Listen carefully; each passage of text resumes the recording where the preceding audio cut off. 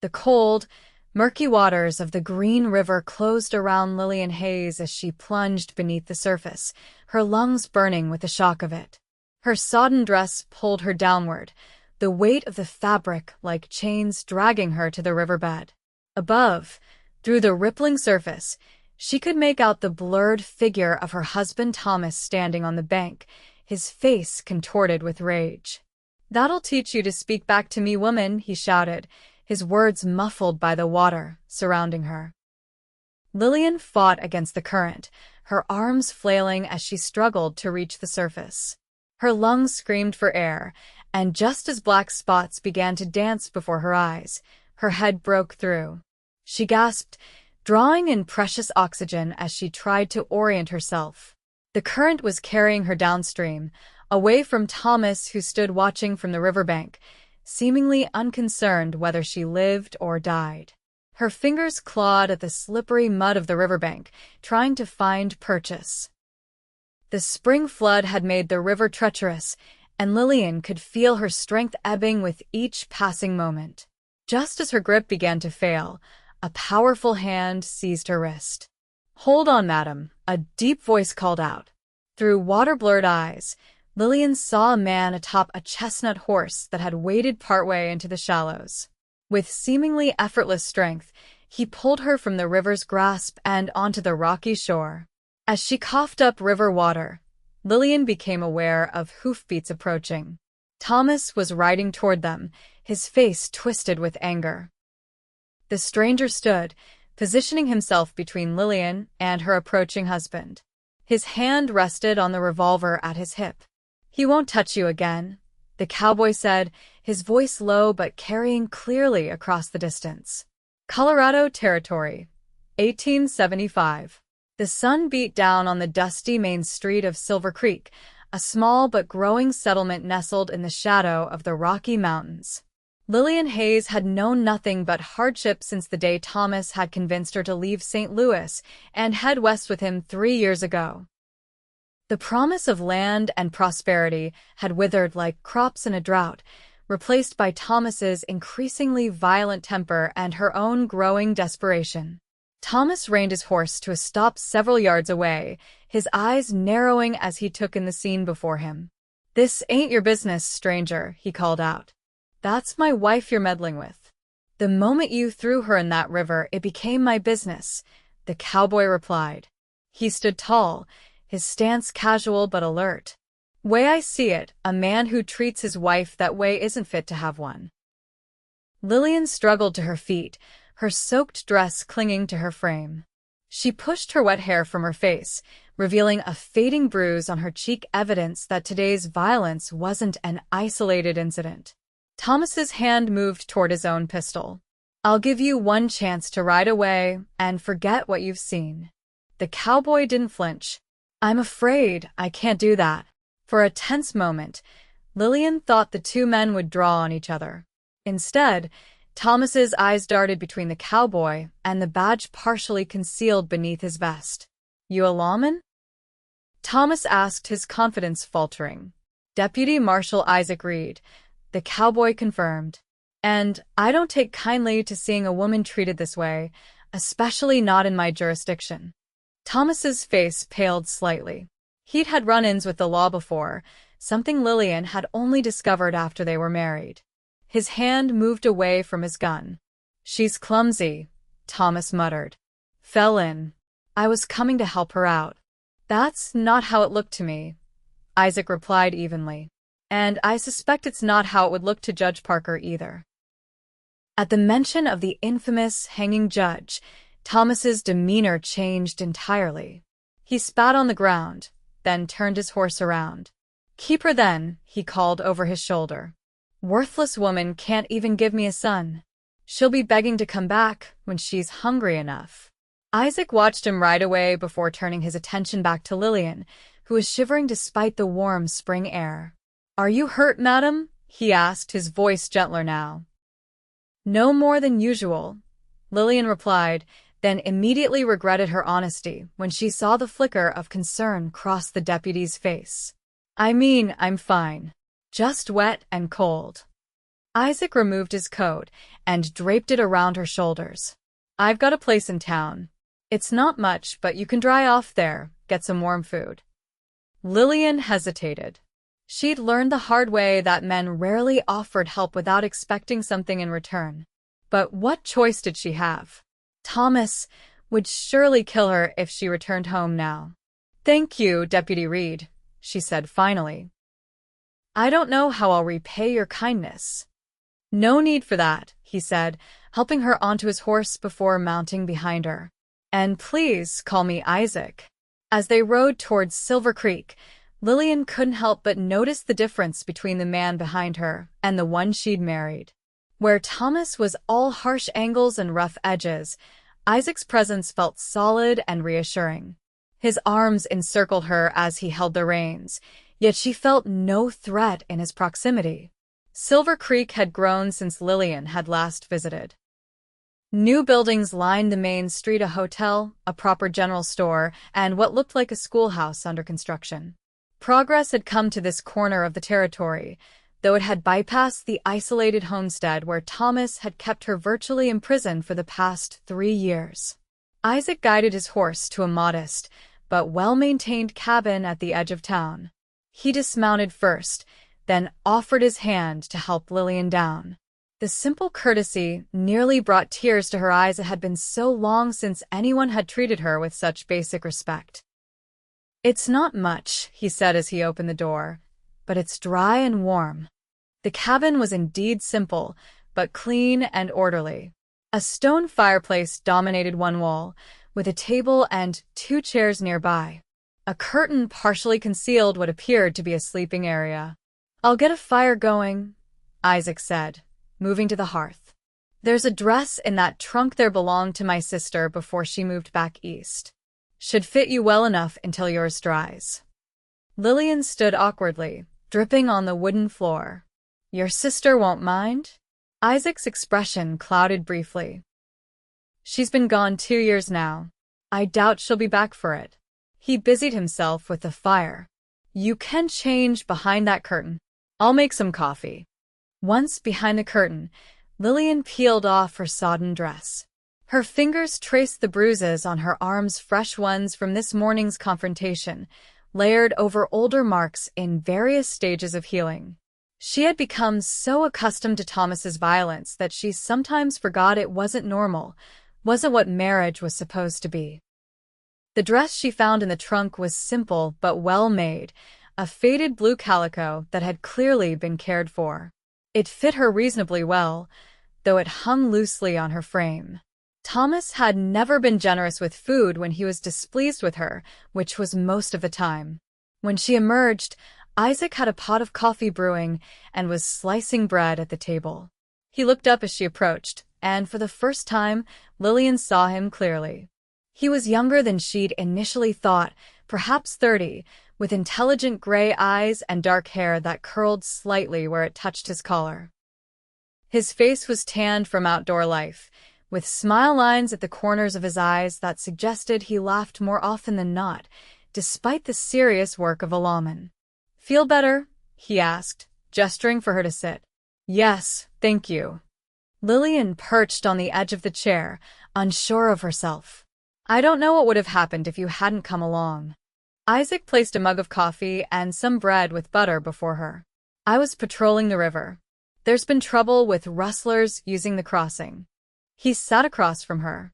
How long has your husband been treating you this way? Lillian stared into her coffee. It wasn't always bad. When we first married in St. Louis, he was different. Or perhaps I just didn't see what was there all along. She took a sip of the hot liquid, letting it warm her from the inside. It got worse after we came west. After the first baby died. Isaac's expression softened with sympathy. I'm sorry. 2 more after that, Lillian continued, the words spilling out now that someone was finally listening. None lived more than a day. Thomas said it was my fault that I was too weak to birth strong sons. That's not true, Isaac said firmly. Many women lose children out here. It's hard country. Lillian nodded, not entirely convinced. She'd lived with Thomas's accusations for so long that they had become part of her own belief about herself. "What will you do now?" Isaac asked after a moment of silence. It was a question Lillian hadn't allowed herself to consider. Women didn't leave their husbands, not unless they were prepared for poverty and disgrace. "I don't know," she admitted. "I have no family left. My parents died before I married Thomas, and I have no siblings." She looked up at him, reality setting in. "I suppose I'll need to find work somewhere. I can sew, and I know how to keep house." Isaac nodded thoughtfully. Silver Creek could use a seamstress. Mrs. Thornton at the general store has been saying as much. He hesitated. "But there's the matter of your husband. He might come looking for you." "He said to keep me," Lillian replied bitterly. "I doubt he'll change his mind. Men like Thomas Hayes don't let go of what they consider theirs," Isaac said, his expression grave. "Not without a fight." "Then I'll leave," Lillian said, straightening her shoulders. "Go somewhere he won't find me. And start over with nothing?" Isaac shook his head. "At least stay in Silver Creek for a while. I can keep an eye on things, make sure he doesn't cause trouble." His kindness nearly undid her. Lillian blinked back tears, unwilling to appear any weaker than she already had. "Why would you do that for a stranger?" Isaac's expression was unreadable for a moment. "Let's just say I've seen what happens when no one steps in to help." He rose from the table. "You can stay here tonight. I'll take the chair. Tomorrow, we'll talk to Mrs. Thornton about work for you." Despite her exhaustion, sleep didn't come easily to Lillian that night.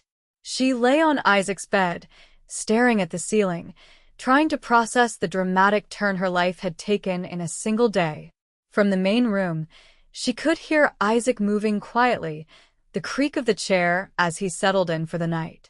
Such a strange sensation, to feel safe in the presence of a man she barely knew when she had never felt safe with her own husband. Morning brought clarity and purpose. Lillian woke determined to forge a new path, however uncertain it might be.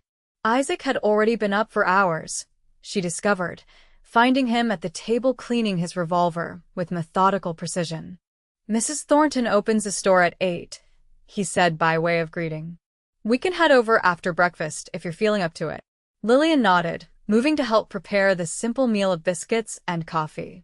They worked together in companionable silence, establishing an easy rhythm that surprised her. By the time they sat down to eat, Lillian had decided that whatever happened next, she would not return to Thomas.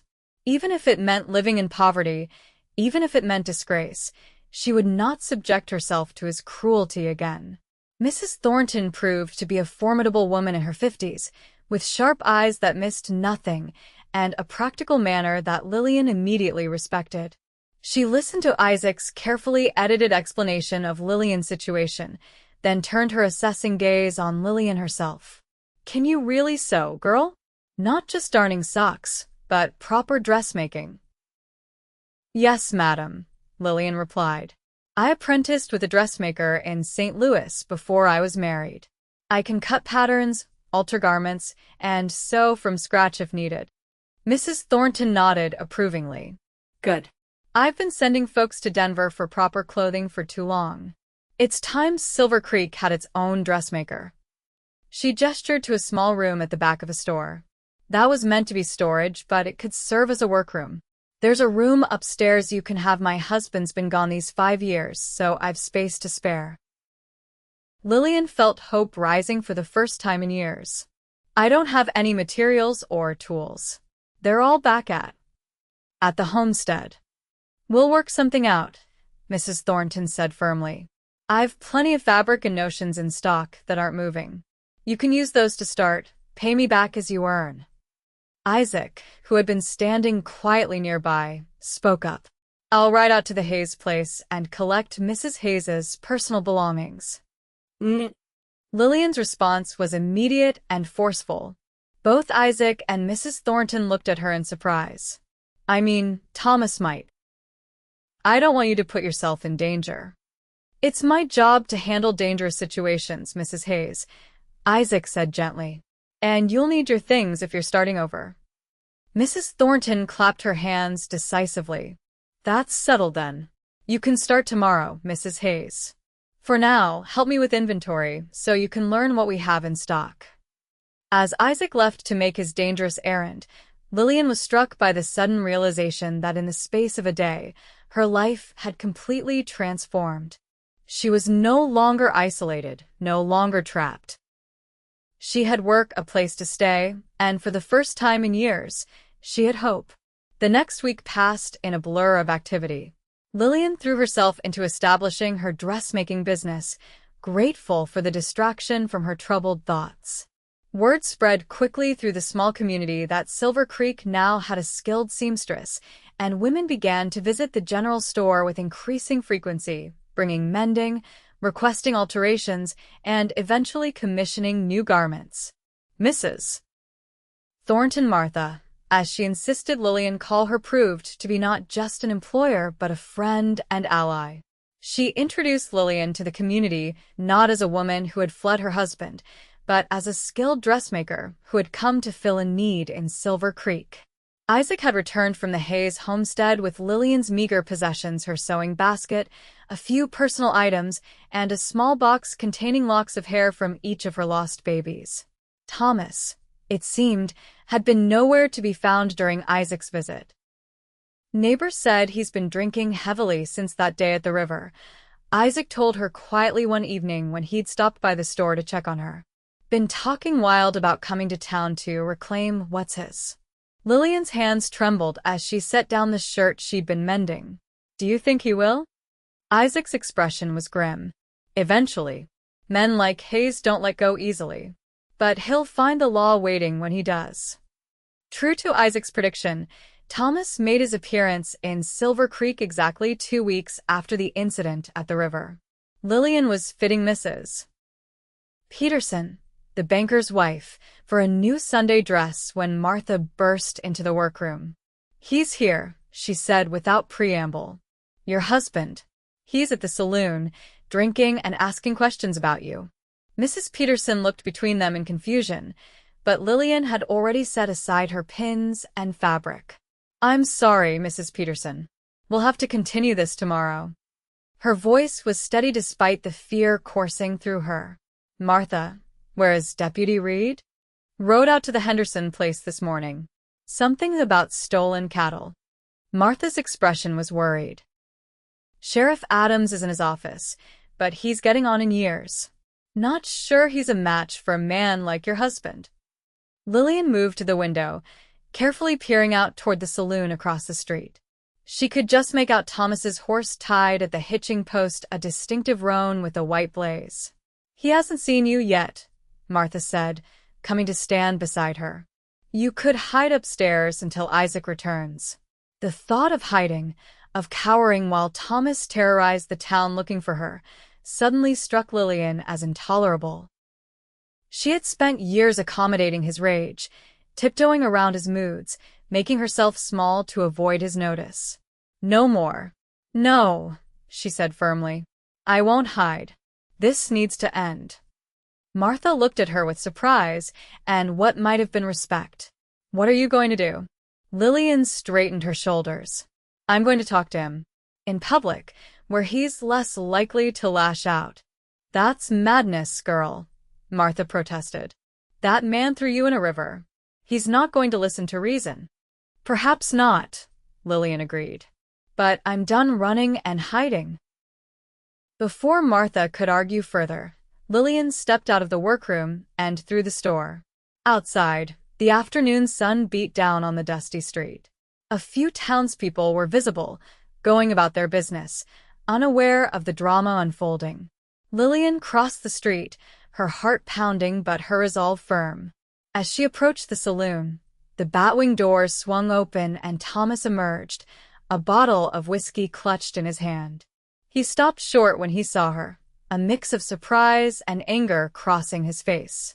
Well, if it ain't the runaway wife, he drawled, his words slightly slurred. Come to beg forgiveness, have you?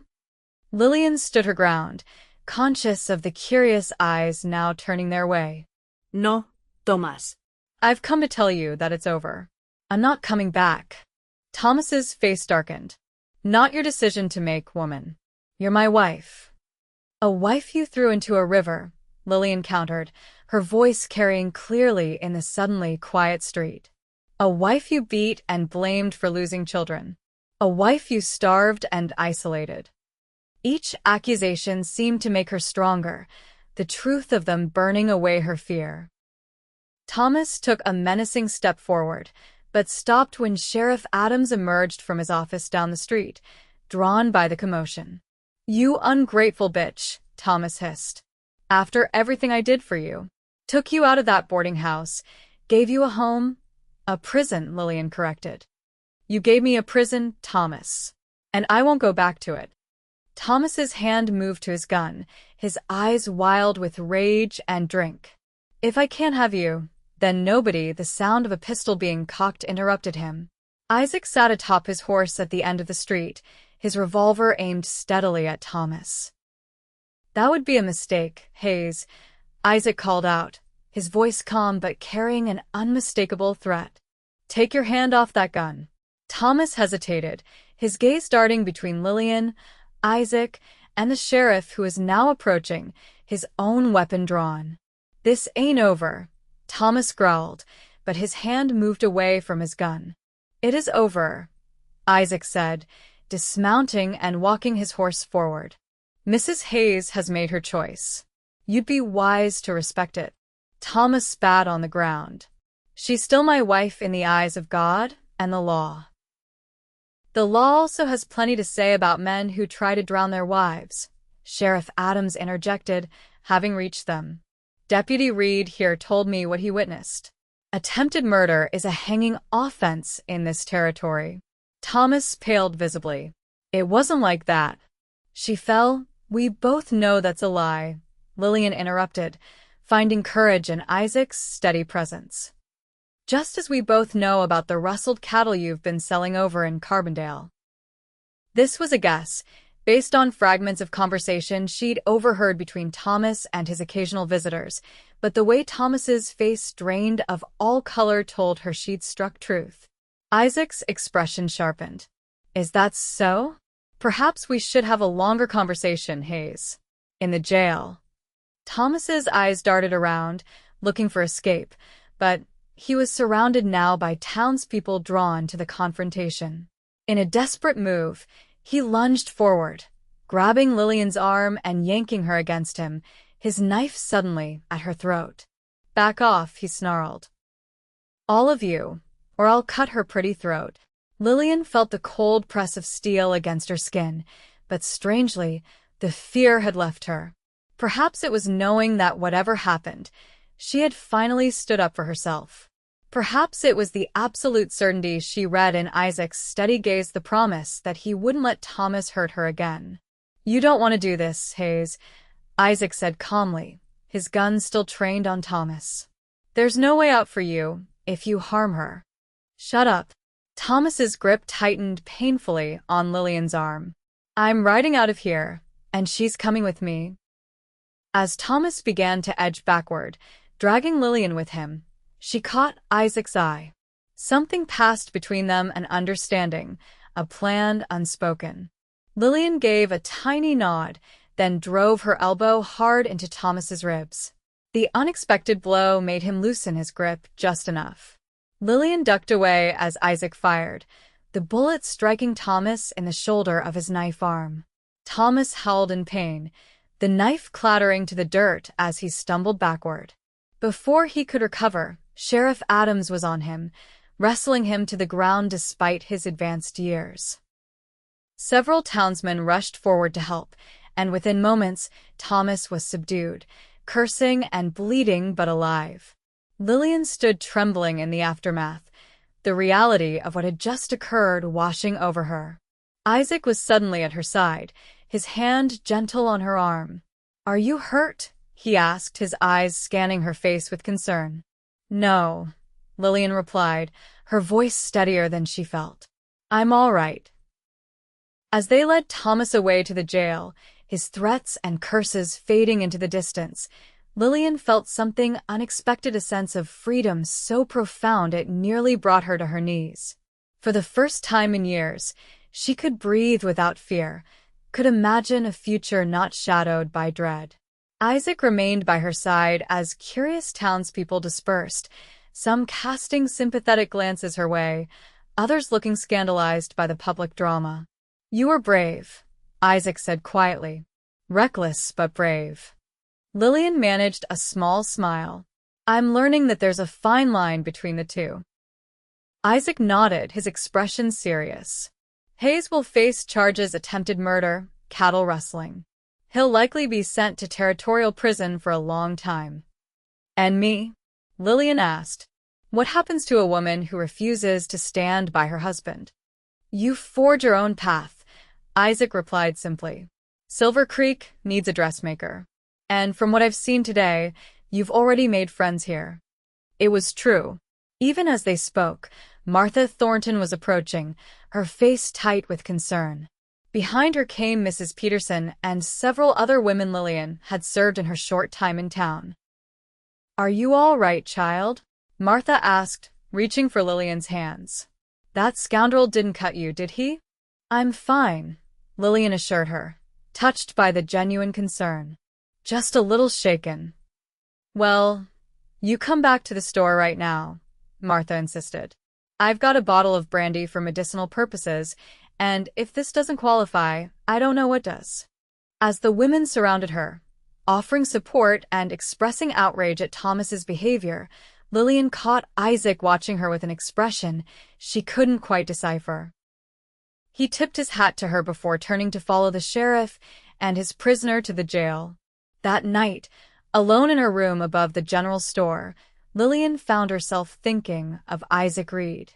There was something about the deputy that intrigued her, his quiet strength, his unwavering sense of right and wrong, the gentleness that seemed at odds with his dangerous profession. It was too soon, she knew, to be thinking of any man in such a way. Her marriage to Thomas had left wounds that would take time to heal. And yet, for the first time in years, Lillian allowed herself to hope for something beyond mere survival. The trial of Thomas Hayes became something of a sensation in Silver Creek. Judge Parker himself rode in to preside, his reputation for harsh justice preceding him. Lillian was called to testify, an ordeal she endured with quiet dignity, recounting years of abuse, without flinching. Isaac's testimony about the incident at the river, combined with evidence of Thomas's involvement in a cattle rustling operation, sealed his fate. 10 years in territorial prison, the judge pronounced, his gavel striking with finality. As Thomas was led away, his glare promising retribution should he ever return, Lillian felt not triumph, but relief. A chapter of her life was ending, painfully but definitively. "What happens now?" she asked Isaac as they walked from the courthouse together. Summer had fully arrived in Silver Creek, bringing with it long, warm days and a sense of possibility.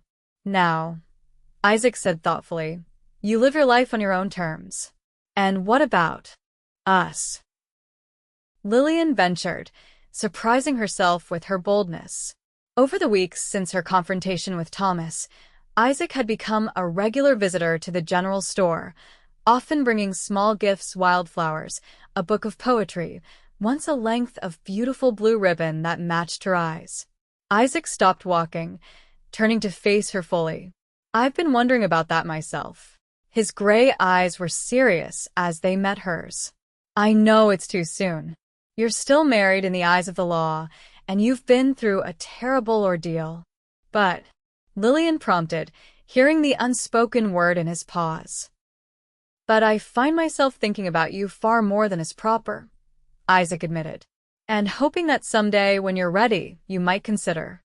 He trailed off, suddenly uncharacteristically uncertain. Lillian smiled, a genuine smile that reached her eyes, something that had been rare during her years with Thomas. "I might consider it sooner than you think, Deputy Reed." The months that followed saw Lillian's dressmaking business flourish. Women from neighboring settlements began to make the journey to Silver Creek specifically to commission garments from her, bringing tales of her skill back to their communities. By autumn, she had saved enough to rent a small storefront of her own, though she continued to live in Martha's spare room, the older woman having become something of a surrogate mother to her. Isaac courted her properly, respectfully, giving her the time and space to heal while making his intentions clear. They took Sunday walks, attended church together, and shared simple meals. Gradually, Lillian found herself looking forward to his visits, with an anticipation that went beyond friendship. Winter came early that year, blanketing Silver Creek in snow by mid-November. The cold kept most people indoors, and business slowed for Lillian, giving her time to work on special projects. One such project was a new suit for Isaac, a Christmas gift she crafted in secret, using the finest wool Martha could order. It was during one of the season's worst blizzards that Isaac arrived at her store, snow crusting his coat and hat, his face red from the bitter wind. "You shouldn't be out in this weather," Lillian chided, hurrying to take his coat and hang it by the stove to dry. "I had important business that couldn't wait," Isaac replied, stamping snow from his boots. He reached into his pocket and withdrew an official-looking document. "This arrived today from Denver." Lillian took the paper with trembling fingers, scanning its contents. "A divorce decree?" she whispered, hardly daring to believe it. Isaac nodded. "Judge Parker expedited it, given the circumstances. Thomas Hayes is no longer your husband in the eyes of the law." Lillian pressed the paper to her chest, tears welling in her eyes. "I'm free," she said softly. "Truly free." "Yes," Isaac agreed, his expression solemn yet hopeful. "Which brings me to my important business."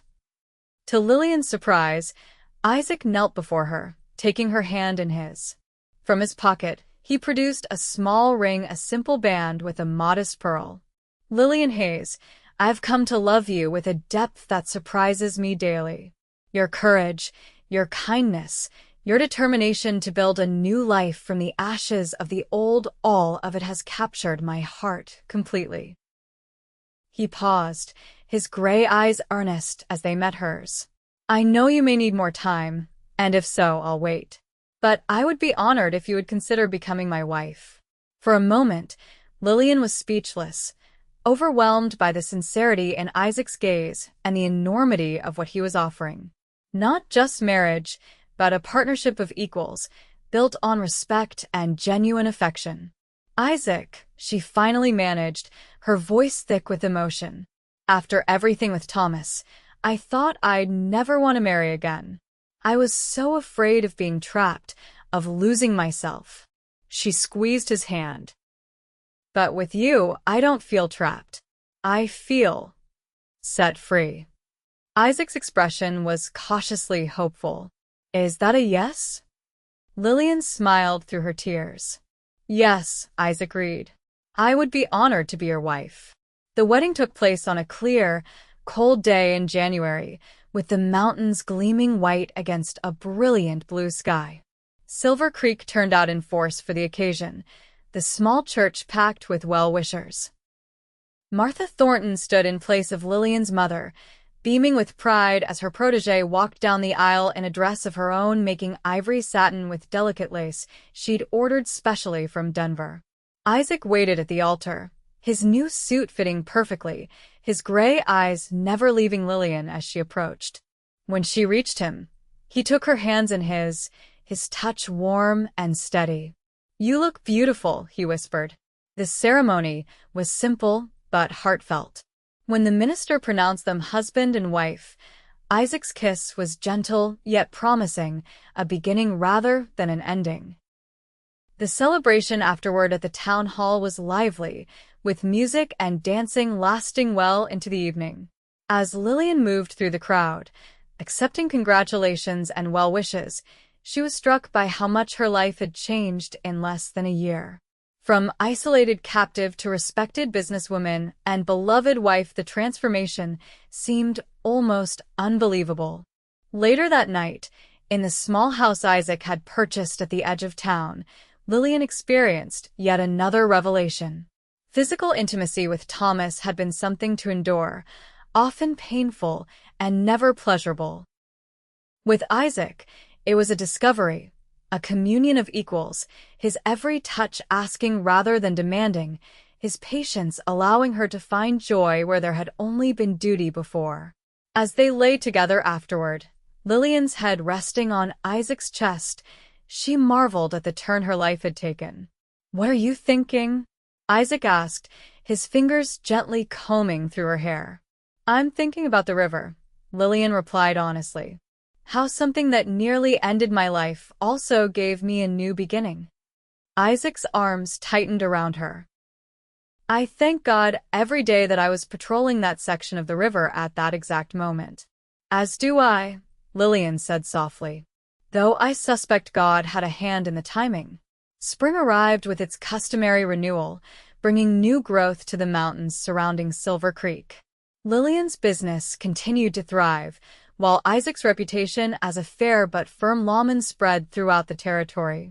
They settled into a rhythm of life together, each supporting the other's work while building a home filled with warmth and respect.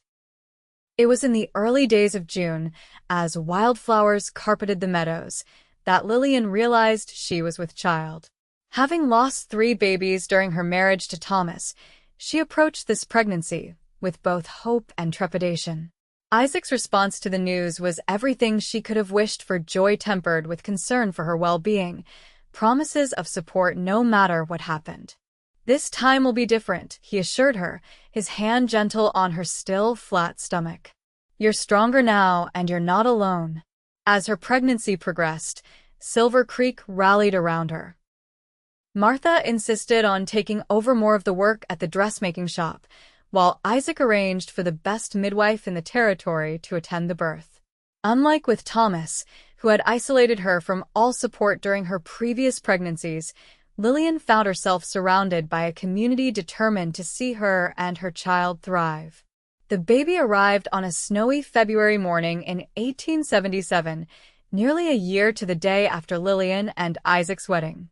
After a difficult but ultimately successful labor, Lillian held their daughter in her arms, tears of joy streaming down her face. "She's perfect," Isaac whispered, perched on the edge of the bed, his finger caught in the tiny girl's strong grip. "Just like her mother."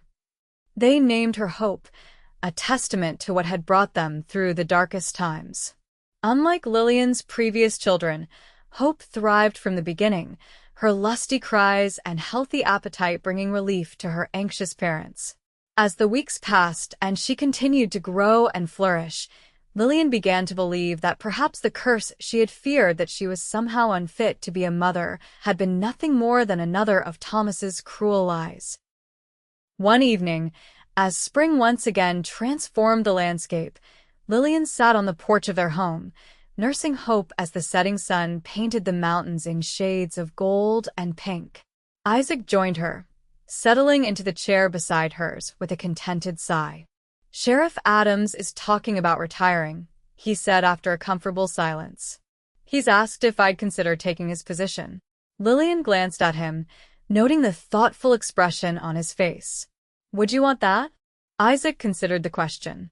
"It would mean less traveling, more time at home with you and Hope." He reached out to stroke their daughter's downy head. "But also more responsibility for the town." "You'd be wonderful at it," Lillian said sincerely. "The people here respect you, and you care about them in return." Isaac smiled, taking her free hand in his. "I was hoping you'd say that." As darkness fell and the first stars appeared in the deepening blue of the sky, Lillian reflected on the journey that had brought her to this moment. The pain and fear of her life with Thomas hadn't disappeared from her memory, but they had receded, becoming part of a past that no longer defined her future. "What are you thinking about?" Isaac asked, echoing a question he often posed when he found her quiet and contemplative. "I was thinking about the day we met," Lillian replied. "When you pulled me from the river and told Thomas he wouldn't touch me again." Isaac nodded, his expression growing serious. "I meant it then, and I mean it now. I'll protect you and Hope with everything I have." "I know," Lillian said softly.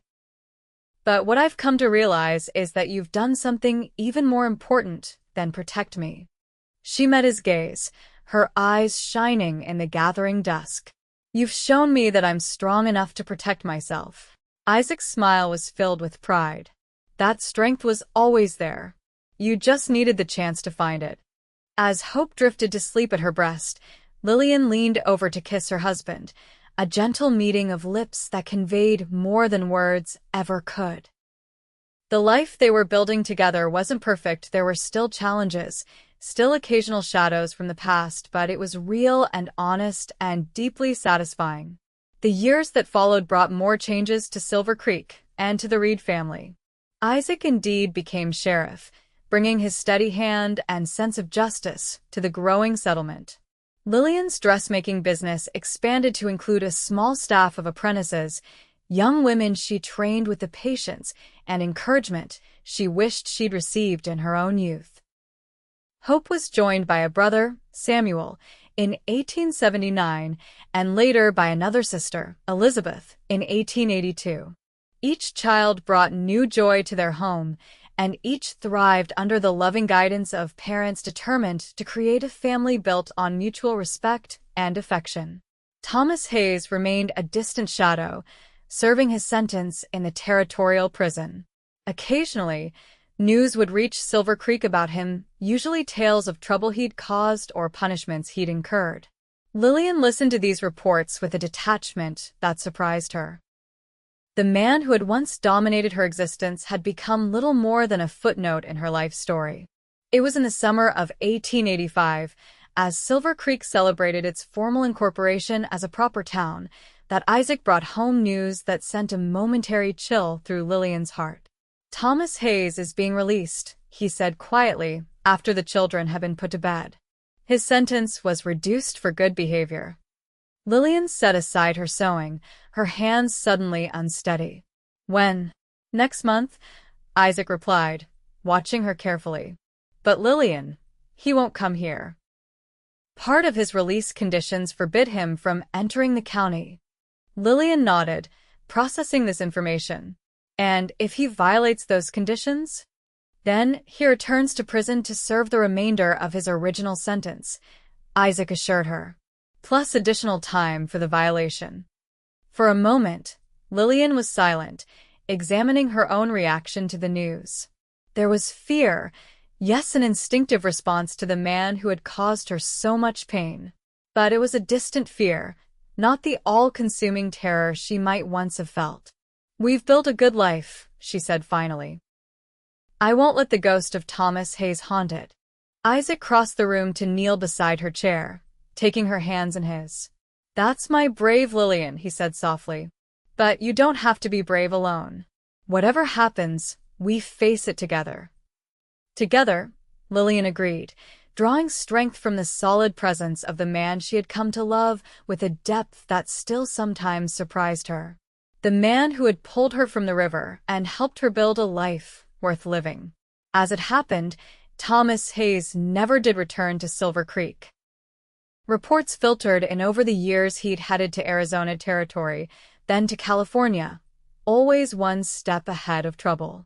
Eventually, the reports stopped coming, and Thomas faded from even the margins of Lillian's thoughts.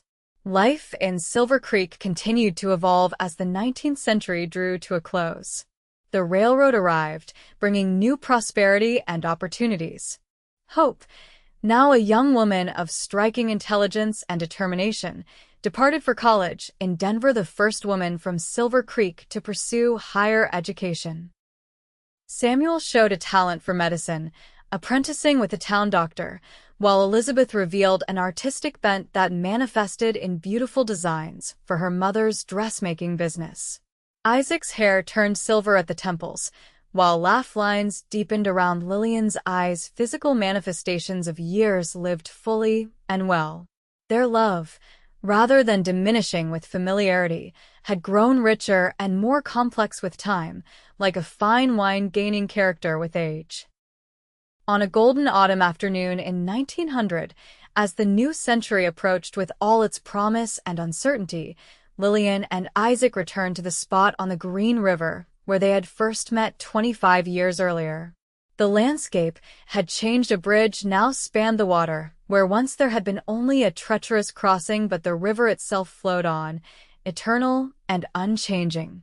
They stood hand in hand on the bank, watching the play of sunlight on water, remembering. "I was so frightened that day," Lillian mused.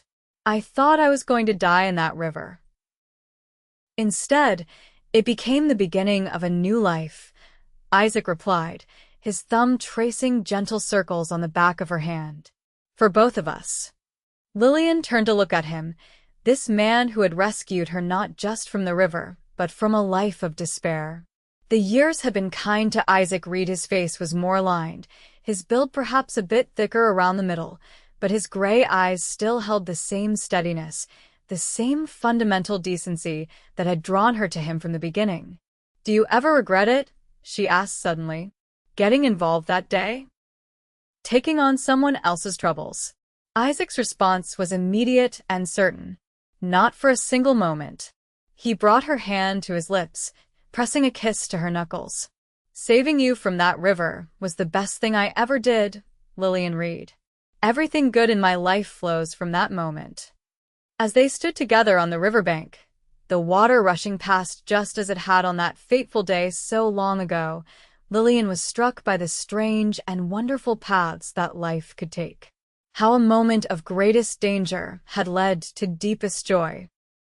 How what had seemed like an ending had proven to be a beginning. "We should head back," Isaac said eventually. "The children will be arriving for dinner soon." Lillian nodded, but lingered a moment longer, offering a silent thanks to the river that had nearly claimed her life, but had instead given her a new one. Then she turned and walked with her husband toward home, toward the future they continued to build together one day, one choice, one act of courage at a time. In the years that followed, Silver Creek grew into a prosperous small city, weathering the changes that the new century brought with remarkable resilience. Isaac eventually retired from his position as sheriff, passing the badge to a younger man he had mentored. Lillian's dressmaking business evolved with the times, adapting to changing fashions while maintaining its reputation for quality and craftsmanship. Their children pursued their own paths, Hope becoming a teacher and eventual principal of the Silver Creek School, Samuel establishing a medical practice that served the community for decades, and Elizabeth taking over the dressmaking business when Lillian finally decided to step back. Through it all, Lillian and Isaac remained the steady heart of both their family and their community, a living testament to the power of second chances and the enduring strength of love built on mutual respect and genuine partnership. On their 50th wedding anniversary in 1927, surrounded by children, grandchildren, and a lifetime of friends, Lillian reflected on the long journey from that desperate day on the river to the rich, full life she now enjoyed. "If someone had told me on the day we met what our life together would be like," she told Isaac as they shared a quiet moment amid the celebration, "I wouldn't have believed it possible."